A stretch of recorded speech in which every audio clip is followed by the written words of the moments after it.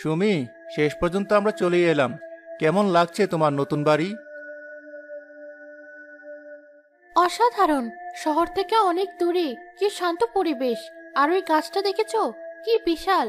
মনে হচ্ছে পুরো বাড়িটাকে নিজের ছায়ায় আগলে রেখেছি। হ্যাঁ, গাছটা আসলেই বিশাল। গ্রামের লোকেরা এই বাড়িটা কিনতে বারণ করছিল। বলছিল এই তেঁতুল গাছে নাকি কৃষকের উপদ্রব আছে। ধুর, মানুষ তো কত কথাই বলে। আমার তো গাছটা দেখেই কেমন একটা মায়া জন্মে গেছে। মনে হচ্ছে ও আমাদের স্বাগত জানাচ্ছে। তোমার এই মনটা নিয়ে আমার ভয়। যাই হোক, চলো ভেতরটা দেখি। অনেক গোছানোর কাজ বাকি। মিস্ত্রি কাল থেকে কাজ শুরু করবে।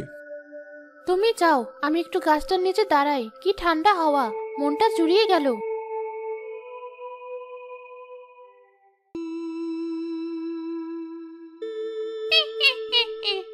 নতুন শিকার এসেছে তাহলে, এদেরও তাড়াতে হবে। কত যুগ ধরে এই গাছটা আমি পাহারা দিচ্ছি। আমার স্বামীর শেষ স্মৃতি। আমি থাকতে কেউ এই গাছের একটা পাতাও ছিঁড়তে পারবে না। কিন্তু আজকাল আমার হয়েছে কি, কিছুই মনে রাখতে পারি না। কত বছর হলো? 100 না 200? দূর, যাই হোক, এমন ভয় দেখাবো যে ওরা পালানোর পথ পাবে না। আমাকে আমার পুরনো শক্তি ফিরে পেতেই হবে।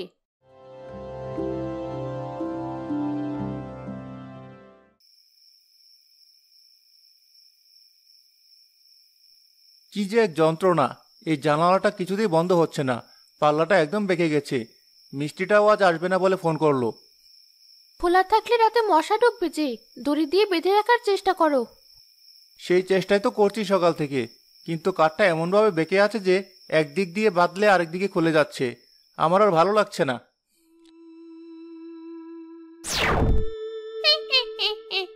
এই তো পেয়েছি সুযোগ। ভয় দেখানোর জন্য একদম উপযুক্ত মুহূর্ত। এখন এমন জোরে জানালাটা একটা ধাক্কা মারবো যে ভেঙে চুরমার হয়ে যাবে। সেই শব্দে দুজনের জ্ঞান হারানোর জোগাড় হবে। মন্ত্রটা কি জানি ছিল? হাড় হিম করা ধাক্কা, ভেঙে যাক সব তক্তা। হ্যাঁ, এটাই তো ছিল। হাড় হিম করা ধাক্কা, লেগে যাক সব তক্তা। সাথে সাথে একটা দমকা হাওয়া এসে জানালার পাল্লায় এমন ভাবে এক ধাক্কা মারে যে সেটা একেবারে খাপে খাপে বসে যায় এবং পুরনো খিলটা নিজে থেকেই লেগে যায়। আরে, এ কি হলো? কি হলো? জানালাটা জানালাটা নিচ থেকে বন্ধ হয়ে গেল। একদম পারফেক্ট ভাবে লেগে গেছে। দেখলে, আমি বলেছিলাম না এই বাড়িটা আমাদের জন্য খুব ভালো। এখানকার বাতাসও আমাদের সাহায্য করছে। সাহায্য তো করলো, কিন্তু বিষয়টা কেমন ভুতুড়ে লাগছে না? যাক, ভালোই হয়েছে, একটা চিন্তা কমলো। আমার পোড়া কপাল। আমি গেলাম ভয় দেখাতে আর করে দিলাম ওদের কাজ। আমার মাথাটা পুরোপুরি গেছে। এরা তো আমাকে উপকারী ভূত ভাবতে শুরু করবে। না, এবার রাতে ভয় দেখাতে হবে। রাতের অন্ধকারের ভয়টাই আসল ভয়।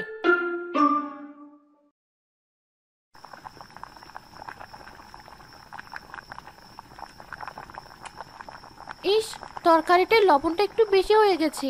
এখন কি করি? আরিফ তো আবার বেশি লবণ একদমই খেতে পারে না। পুরো রান্নাটাই নষ্ট হলো।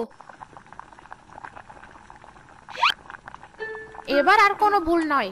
এবার আমি ওদের খাবারটা একেবারে বিষ বানিয়ে দেব। মানে বিষ না, একটু তেতো করে দেব, যাতে মুখে দিয়েই ওয়াক করে ফেলে দেয়।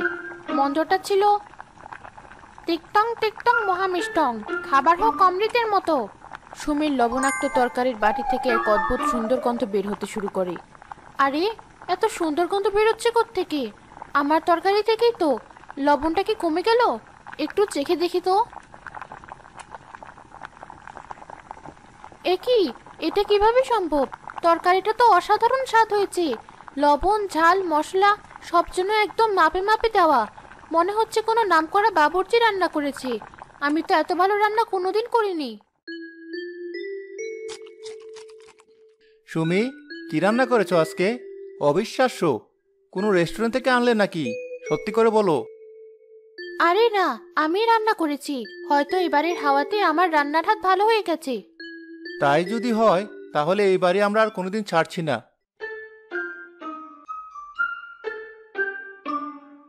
আমার দ্বারা আর কিছু হবে না। আমি একটু অপদার্থ, ভুলো মনের শাকচুন্নি। ভয় দেখানোর বদলে ওদের বাড়ির কাজ করে দিচ্ছি, রান্না ভালো করে দিচ্ছি। আমার আর বেঁচে থেকে লাভ কি? কিন্তু আমি তো মরেই আছি, এখন করি কি?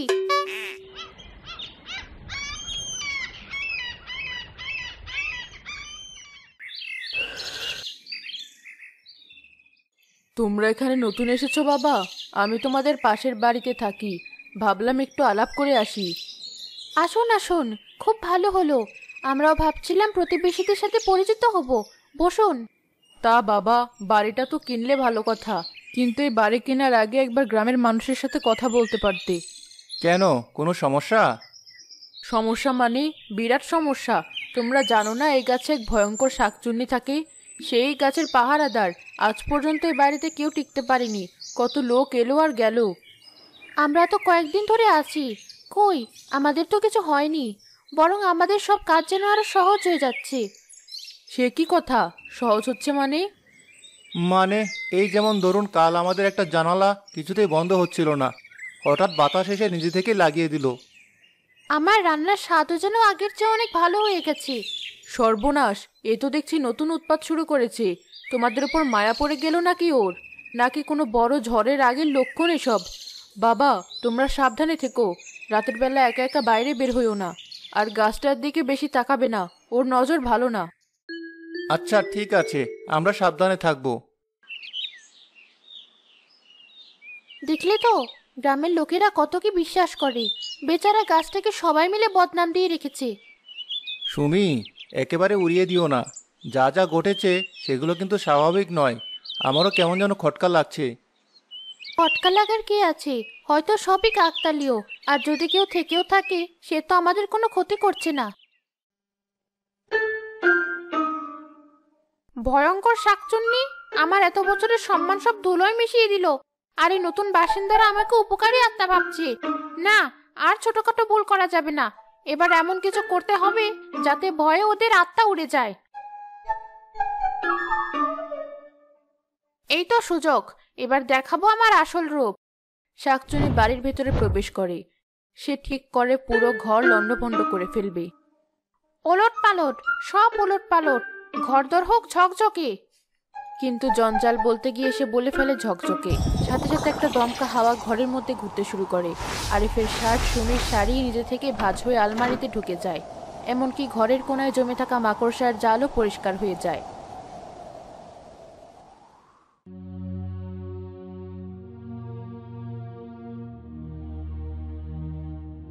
আরে, ঘরটা এত পরিষ্কার কে করলো? আমরা তো যাওয়ার সময় সব অগোছালো ছিল। তাই তো, বিছানার চাদরটাও কি সুন্দর করে পাতা, আলমারির পাল্লাটাও বন্ধ। আমি তো খোলা রেখে গিয়েছিলাম। আমাদের অদৃশ্য বন্ধুটা তাহলে শুধু বাইরেই নয়, ঘরের ভেতরেও আমাদের সাহায্য করা শুরু করেছে। সুমি, এটা কিন্তু আর হাসির কথা নয়। আমার সত্যি সত্যি এবার ভয় করছে। কে করছে এসব? কেন করছে? ভয় পেও না, যেই করুক তার উদ্দেশ্য খারাপ বলে তো মনে হচ্ছে না।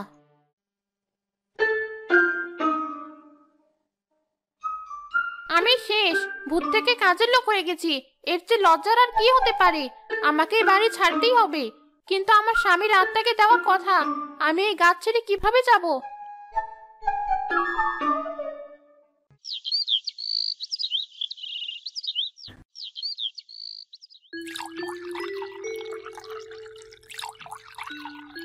বন্ধু, কেমন আছো? আজকে আকাশটা খুব সুন্দর। তোমার নিশ্চয় খুব ভালো লাগে যখন রোদ এসে তোমার পাতায় পড়ে। শাকচুন্নি নীরবে সব শুনে। বহু বছর পর কেউ তার সাথে এভাবে কথা বলছে। তার একাকিত্বটা যেন একটু একটু করে কাটতে শুরু করে।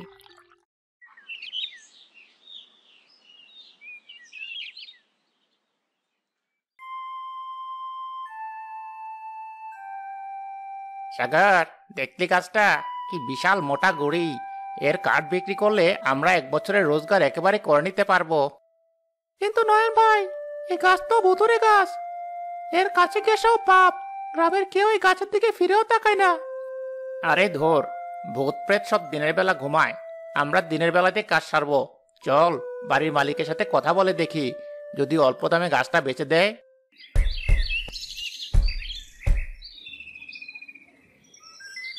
জি বলুন, কি চাই?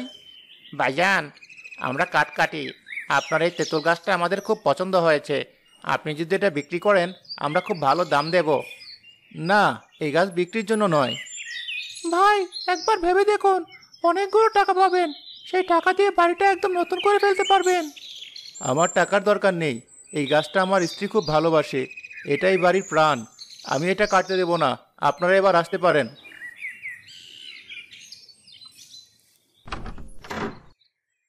দেখলি সাগর, লোকটার কত দেমাগ। শহরে থাকতে বলে নিজেকে কি ভাবে। ঠিক আছে, সোজা আঙ্গুলে ঘি না উঠলে আঙ্গুল বাঁকাতে হবে। মানে কি করবে তুমি? আজ রাতেই আমরা আসব। যখন ওরা ঘুমিয়ে পড়বে তখন গাছটা কেটে নিয়ে যাব। সকাল হওয়ার আগে সব সাপ, কেউ টেরই পাবে না। গাছের ডালে বসে শাকচুন্নি ওদের সব কথা শুনতে পায়। তার সারা শরীর রাগে কাঁপতে থাকে। তার বহু বছরের ঘুমন্ত ক্রোধ যেন জেগে ওঠে। এত বড় সাহস! আমার গাছে কুড়াল চালাবে? আমি বেঁচে থাকতে তা কিছুতেই হতে দেব না। আজ আমি ওদের দেখাবো ভুলো মনের শাকচুন্নি রেগে গেলে কি করতে পারে। আজ আমি কিচ্ছু বলবো না। আজ আমি আমার সব শক্তি একত্রিত করব। এই গাছ আমার স্বামীর আমানত। এই আমানতের উপর আমি কোনো আঁচড় পড়তে দেব না।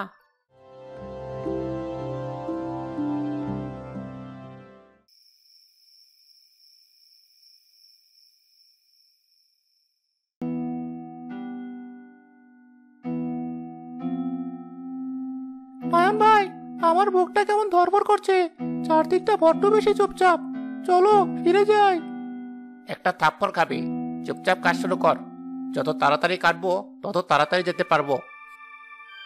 অন্ধকার, প্রলয়, হ্যাঁ মনে পড়েছে। অন্ধকার নামক প্রলয় আসুক। যে আমার গাছে হাত দেবে তার সর্বনাশ হোক। এই প্রথমবার শাকচুন্নি কোনো মন্ত্র নির্ভুলভাবে বলতে পারল, আর সাথে সাথেই যেন প্রকৃতি তার কথায় সাড়া দিল। নয়ন গাছটার গোড়ায় কুড়াল দিয়ে আঘাত করার জন্য হাত তোলে। ঠিক সেই মুহূর্তে শাকচুন্নি তাদের সামনে এসে দাঁড়ায়। বাঁচাও, ভূত মেরে ফেললো।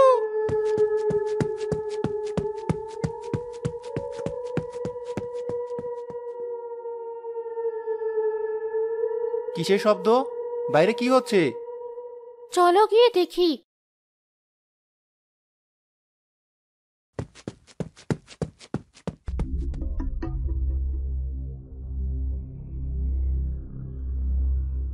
কারা ছিল লোকগুলো? চোর নাকি?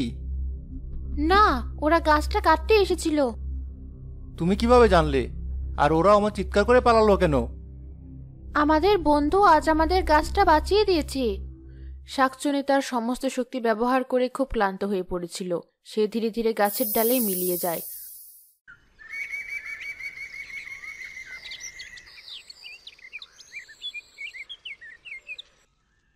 পরের দিন সকালে পুরো গ্রামে রাতের ঘটনা নিয়ে তোলপাড়। শুনেছ বাবা, কাল রাতে কি হয়েছে? নয়ন আর সাগর গাছটা কাটতে এসে ভূতেদের পাল্লায় পড়েছিল। এখন তাদের যায় যায় অবস্থা। আমরাও চিৎকার শুনেছিলাম। আমি তো তোমাদের আগেই সাবধান করেছিলাম। ওই শাকচুন্নি ভালো নয়। সে নিজের রাজত্বে কাউকে ঢুকতে দেয় না। তোমরা খুব ভাগ্যবান যে তোমাদের কিছু করেনি। ও আমাদের কিছু করবে না মোমেনা খালা, ও তো আমাদের বন্ধু। কিসব বলছো এসব মা? ভূতের সাথে আবার বন্ধুত্ব হয় নাকি? মাথা খারাপ হয়ে গেল তোমার? মোমেনা বেগম বিড়বিড় করতে করতে চলে যায়। সুমি, কাল রাতে আমি নিজের চোখে কিছু না দেখলেও অনুভব করেছি এক অদৃশ্য শক্তি যেন আমাদের বাড়িটাকে ঘিরে রেখেছিল। আমি আর অবিশ্বাস করতে পারছি না। শেষ পর্যন্ত তাহলে তুমি বিশ্বাস করলে? বিশ্বাস না করে উপায় কি? কিন্তু ও আমাদের সাহায্য করলো কেন?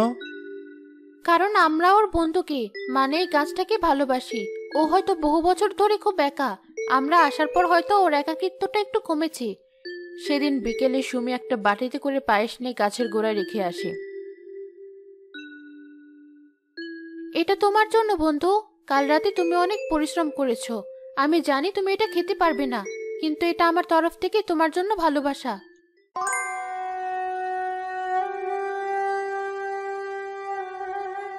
ও আমার জন্য খাবার এনেছে।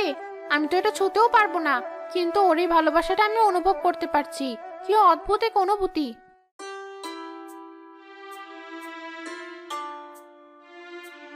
কি ব্যাপার বন্ধু, আজ খুব রোদ তাই না? তোমার তো খুব আরাম হচ্ছে। আমাদের দিকেও একটু ছায়া দিও। সাথে সাথে একটা ডাল একটু বেশি করে আরিফের মাথার উপর ঝুঁকে পড়ে, তাকে রোদ থেকে বাঁচানোর জন্য। ধন্যবাদ। একদিন সুমির খুব শখের এক কানের দুল হারিয়ে যায়। সে সারা বাড়ি খুঁজেও পায় না। কি যে হলো, আমার প্রিয় দুলজোড়া খুঁজে পাচ্ছি না। আমার খুব চিন্তা হচ্ছে। ভালো করে খুঁজে দেখো, নিশ্চয়ই কোথাও আছে। সব জায়গায় খুঁজেছি, পাচ্ছি না। বন্ধু, তুমি কি আমার দুলটা দেখেছো? ওটা আমার কাছে খুব দামি। যদি খুঁজে পাও আমাকে একটু সাহায্য করো। দাঁড়াও, আমি এক্ষুনি ওটা খুঁজে দিচ্ছি। এবার আর কোনো ভুল করব না। দুলটা এনে মেয়েটার কোলের ওপর ফেলে দেব, ও খুব খুশি হবে। শাকচুন্নি কানের দুলটা খুঁজে এনে সুমির কোলে এনে ফেলে। আমাকে সাহায্য করার জন্য ধন্যবাদ বন্ধু। তুমি সারা জীবন আমার বন্ধু হয়ে থেকো।